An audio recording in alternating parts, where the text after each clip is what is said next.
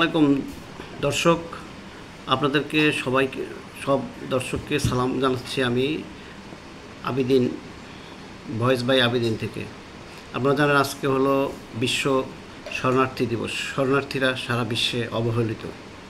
আমরা চাই বিভিন্ন দেশে, পৃথিবীর যত দেশে শরণার্থী আছে সবার একটা কর্মসংস্থান হোক, সবার আবাসনের ব্যবস্থা হোক।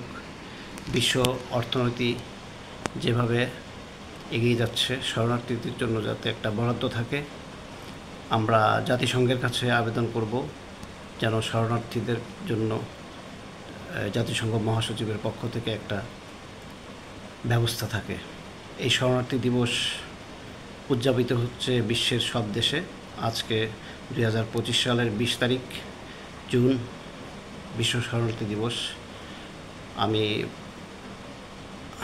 ভয়েস বাই আবিদিন থেকে আপনাদের শুভেচ্ছা জানাচ্ছি এবং সবসময় আপনাদের পাশে থাকবো। আপনারা আমার পাশে থাকেন, আমার চ্যানেলটাকে সাবস্ক্রাইব করবেন। ধন্যবাদ সবাইকে।